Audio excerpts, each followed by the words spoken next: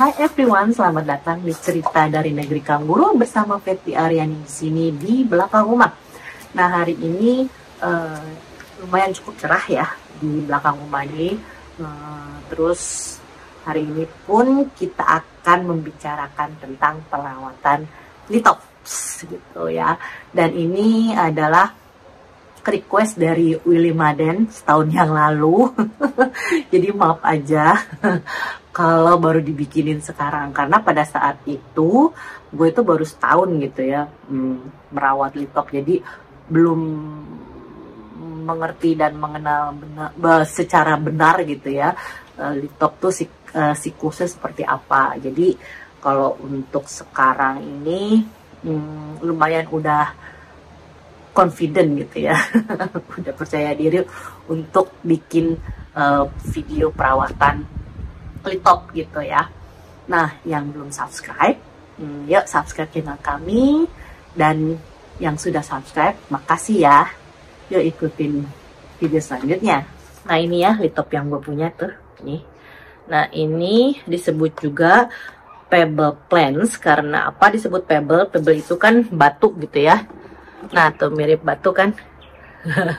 Jadi kalau ditaruh kayak gitu aja nyamar litopnya. Atau disebut juga living stone. Living stone itu adalah batu yang hidup. Nah, selain litop, living stone yang lain tuh ada. Nah, gue punya beberapa nih ya. Nah, gue punya Spitrox plant. Tuh, kayak belah kan ya batunya ya. Tuh. Nah, ini Conophytum. Nah, ini ada Aloinopsis dan ada Lapidaria. Jadi gue hanya punya 4 doang guys ya. Nggak banyak. Nah, asal tumbuhan litop itu berasal dari Afrika bagian selatan gitu. Dan tumbuhan ini merupakan salah satu favorit dari penggemar sukulen karena ini tetap kecil dan tidak memakan tempat, juga dengan warna-warni yang unik gitu ya. Dan tingginya itu nggak lebih dari sekitar 3 cm gitu. Jadi cukup pendek. Dan kalau di dalam pot itu cantik banget gitu ya. Nah, seperti itu. Makanya dia merupakan salah satu favorit dari penggemar sukulen. Nah, untuk pencahayaan litop ini seperti pada sukulen lainnya gitu ya. Membutuhkan 4 sampai 5 jam cahaya matahari. Yang bagus itu cahaya matahari pagi gitu ya. Karena kalau cahaya matahari pagi itu kan lembut gitu ya, nggak seperti matahari siang atau sore. Jadi itu kalau matahari siang atau sore lebih baiknya dihindari. Kalaupun misalnya nggak ada tempat lagi gitu ya buat matahari, nggak bisa menghindari matahari siang gitu atau sore gitu, pakai aja dilindungi gitu ya, ada atapnya gitu. Jadi cukup terang aja gitu, itu juga bisa apa-apa. Karena kalau kalian tahu sendiri ya, kalau terlalu panas gitu, litop ini bisa kebakar gitu ya, bisa jadi angus. Tapi misalnya karena takut kebakar gitu ya, takut panas nanti angus gitu, mentang-mentang kayak gitu misalnya, kita taruh di tempat yang teduh terus-menerus, itu juga jangan. Karena apa? Karena bisa menyebabkan litop ini jadi etiolasi atau panjang dan akan kehilangan nih pola-pola kayak gini. Ntar dia akan hilang, lama-lama akan memudar seperti itu karena kurangan cahaya matahari. Untuk indoor ya, pencahayaannya itu lebih baik ditaruh di jendela yang terkena sinar matahari. Tapi ini harus diperhatikan karena kadang-kadang jendela yang panas gitu, kaca yang panas itu menyebabkan daun litop itu kebakar gitu. Jadi mesti diperhatikan juga gitu ya. Dan bisa memakai grow light gitu. Kalau kalian punya grow light ya silakan aja, asal litop ini bisa bertahan kayak gitu ya guys ya. Jadi ini yang penting ada cahaya matahari gitu, biar dia tetap tumbuh cantik dan tidak memanjang kayak gitu. Untuk suhunya, suhu yang ideal untuk litop itu tidak lebih dari 38 derajat Celcius dan tidak kurang dari 15 derajat Celcius kayak gitu. Jadi itu cukup ideal buat lid top gitu ya. Tapi kalau di tempat gue itu bisa kurang dari 5 derajat Celcius guys. Jadi bisa minus lah gitu, yang bisa kalian lihat tahu sendiri kan ya kalau yang ngikutin Instagram. Sukulen tuh sempat beku jadi gitu ya. Jadi kalau lid top tuh hindari jadi kena paparan beku gitu ya. Jadi mesti ada tepat atapnya, perlindungannya. Karena kalau lid top itu beku, ya udah akan mati gitu, dia akan nggak kembali. Jadi perlu banget untuk dilindungi dari cuaca yang ekstrim gitu, yang terlalu dingin ataupun yang panas banget. Jadi kalau misalnya kalian ya teman-teman di tempat yang panas gitu ya, lagi panas gitu ya, lid topnya lebih baik dibawa ke tempat yang teduh gitu untuk menghindari daunnya kebakar seperti itu guys ya. Nah, untuk penyiraman lid top ini sebenarnya agak unik ya guys ya, karena banyak orang yang komplain susah banget sih gitu ya untuk penyiraman lid top sini. Termasuk gue awalnya juga sempat ada korban 2 korban apa 3 gitu ya, tapi setelah ini ya gue mengerti gitu kan. Jadi memang hampir sama intinya dengan sukulen lainnya. Siram apabila medianya itu benar-benar kering kayak gitu guys ya. Jadi harus benar-benar kering, jangan masih lembab disiram gitu. Itu jangan, itu udah peraturan sukulen pada umumnya ya, pada umumnya. Nah, kalau pada lid top ini kita mesti ngerti sedikit tentang siklusnya kayak gitu guys. Jadi kalau kita ngerti siklusnya ini, jadi kita tahu kapan harus menyiram lid top kayak gitu guys ya. Nah, ini gue bikinin table atau skema dari penyiraman lid top serta siklusnya nih buat kalian guys ya. Nah, ini gue bikinin skemanya, gue bikinin tabelnya, tabel dari lid top, siklus dan penyiraman serta yang berhubungan dengan musimnya seperti ini guys ya. Ini gue bikinin khusus buat kalian semua. Nah, ini buat yang 4 musim kayak gini, tanpa ngelihat skema sebenarnya sih gampang aja, karena orang mikirnya kayak gini, kalau spring sama autumn atau musim gugur itu kita bisa siram aja gitu ya, bisa siram. Karena kalau lid top itu kan dia itu aktif tumbuhnya itu pada musim semi dan musim gugur kayak gitu guys ya, kayak gitu. Tuh kan ketiup angin. Karena ketiup angin tadi itu ya, gue pindah nih di dalam, soalnya susah kan harus dipegangin terus. Nah, kita terusin ya. Jadi kalau kayak teman-teman di Indonesia gitu ya, pasti kan musimnya nggak 4 musim gitu, jadi kita bisa ngelihat dari siklusnya aja kayak gitu ya. Nah, ini pada siklus awal ini kita lihat ada lid top dengan daun kering gitu ya, daun kering sedikit di sini. Dan ini biasanya dia itu spring gitu ya kalau di sini ya, kalau di 4 musim. Nah, ini bisa kita lakukan penyiraman yang deep, yang benar-benar medianya basah itu setelah daun keringnya itu dibersihkan gitu. Diambil pakai alat gitu ataupun pakai tangan, hati-hati ya, jangan sampai kecabut akarnya. Nah itu setelah itu kita bisa siram benar-benar basah lah medianya. Jadi deep watering gitu istilahnya. Nah, ini biasanya terjadi pada musim semi gitu. Nah, untuk siklus selanjutnya setelah bersih dari daun kering tadi, itu kan jadi utuh. Biasanya di sini udah masuk summer lah kayak gitu. Nah, kalau di sini kan kita tahu kalau summer terlalu panas gitu ya. Jadi si lid top ini jadi dorman gitu, jadi tidur gitu. Jadi dia tidak aktif tumbuh gitu. Jadi dia diem aja tidur gitu.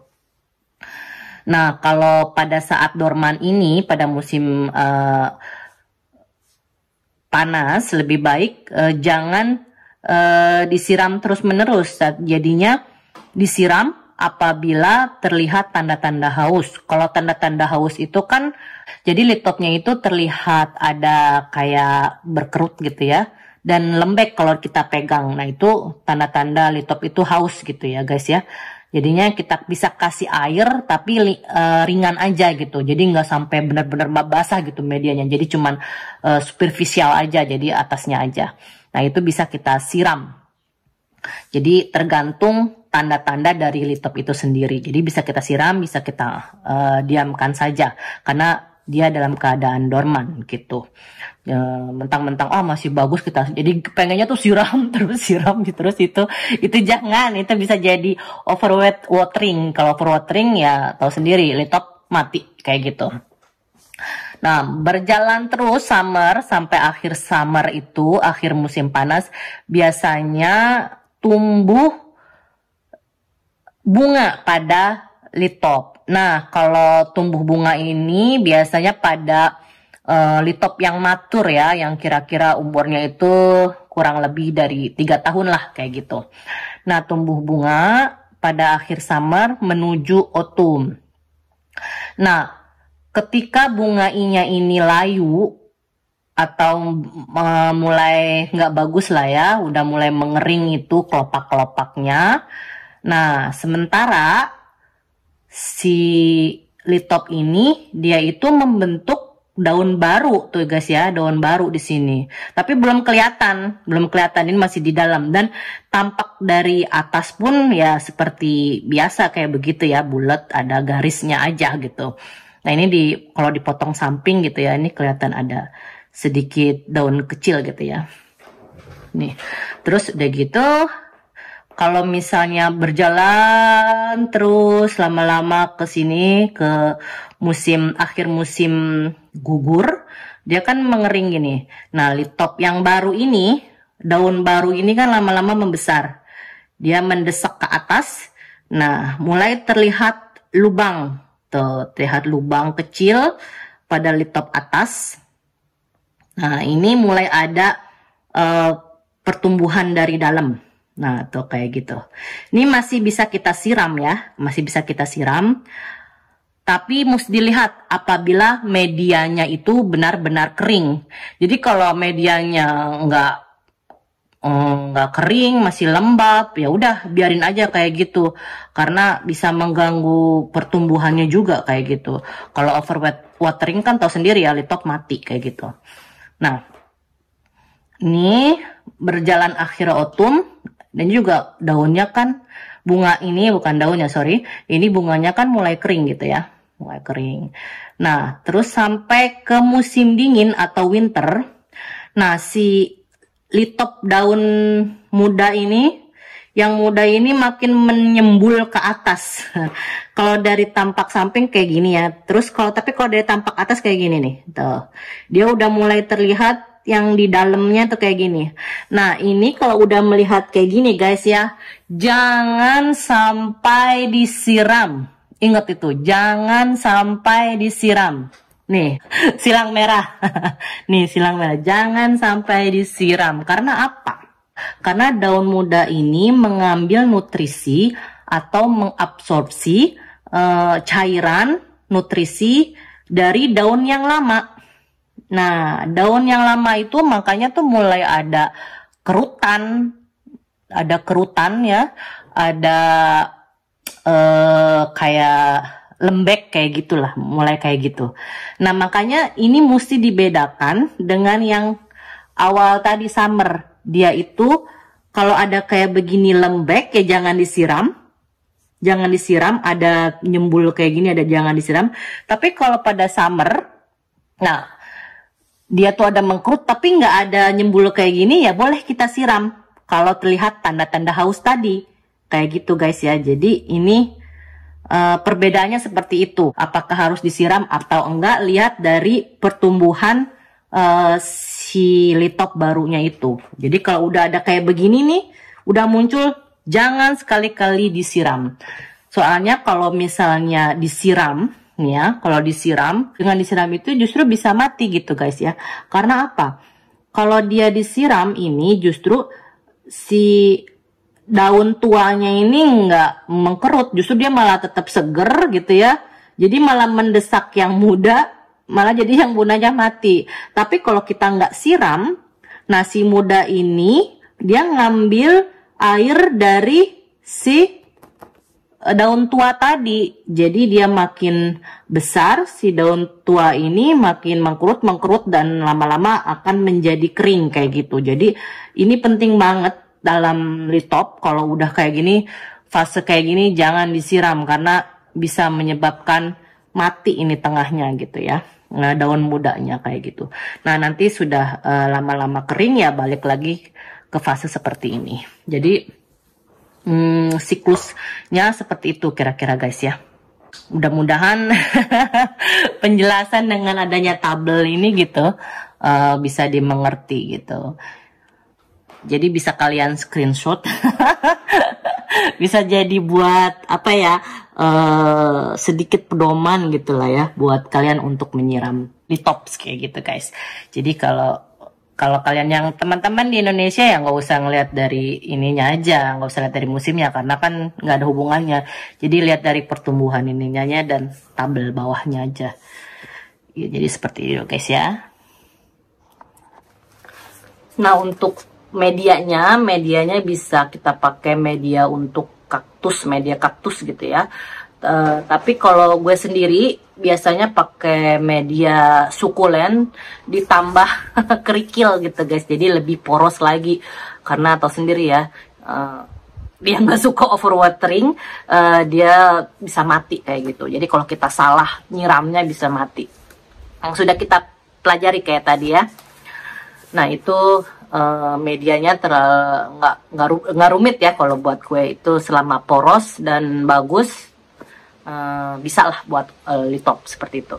Nah, untuk fertilisasi, kalau fertilisasi pada litop itu sebenarnya nggak perlu gitu ya. Tapi kalau bagi kalian yang ingin memupuknya, memberikan cairan pupuk itu boleh-boleh aja, asal ditambah air yang banyak kayak gitu ya. Dan diberikan pada musim semi yang mana si litop ini tuh lagi masa tumbuh-tumbuhnya, aktif growing gitu ya. Dengan komposisi pupuknya itu nitrogen rendah, potasium tinggi, seperti itu guys. Nah untuk reportingnya pada litop ini sebelumnya itu perlu kita ketahui kalau litop itu bisa mencapai umur 40 sampai 50 tahun guys. Cukup lama ya. Dan ini bisa di dalam pot yang sama sekitar 10 sampai 20 tahun. Tapi mentang-mentang aduh itu bisa lama gitu ya di dalam pot itu, nggak gitu juga, dibiarin aja. Kita harus ngeliat keadaan litop ini sendiri gitu. Misalnya kalau litopnya ini terlalu penuh dan berdesakan, lebih baik kita ganti pot dengan yang lebih besar karena memberikan ruang litop untuk tumbuh kayak gitu guys ya. Dan juga apabila misalnya medianya kok kayaknya basah gitu ya, nggak kering-kering gitu, lama banget keringnya gitu. Nah itu bisa kita ganti juga guys, kita ganti yang lebih poros buat litop ini supaya nggak busuk gitu kan. Jadi bisa kita repotting, kita ganti medianya. Terus kita harus ingat juga kalau waktu repotting itu pada active growing. Jadi kalau di sini itu pada musim semi kayak gitu ya. Jadi dia tuh lagi aktif tumbuh. Jadi bisa diganti potnya atau dilakukan repotting. Dan untuk repotting itu sebaiknya litop itu dalam umurnya itu sekitar 2 tahunan atau yang lagi besar lah gitu ya. Soalnya gue pernah, ini pengalaman sendiri, waktu itu beli litop, dan litop itu masih kecil banget, mungkin umurnya masih sekitar setahun kali ya. Dan gue ganti aja gitu, gue pisah-pisahin, dan ternyata dia nggak mau guys, mati. Jadi mati sebagian, yang kecil-kecil tuh dia mati. Jadi kalau buat repotting litop itu lebih baik dilakukan kalau dia tuh udah besar gitu, dimana akarnya itu udah berkembang dengan baik. Jadi sekitar umur 2 tahunan baru kita pindahin ke pot yang lebih besar kayak gitu. Itu menurut pengalaman gue aja gitu guys ya. Dan yang perlu diketahui juga tadi ya, bagaimana kita tahu active growing gitu kalau di Indonesia gitu misalnya, karena kita kan nggak ada 4 musim kayak gitu ya. Dilihat tadi pada musim spring itu kan daun tua dari litop ini mulai kering, jadinya bisa dicopotin dan itu bisa dilakukan repotting. Jadi sambil dibersihin itu daun tuanya dilakukan repot kayak gitu guys ya.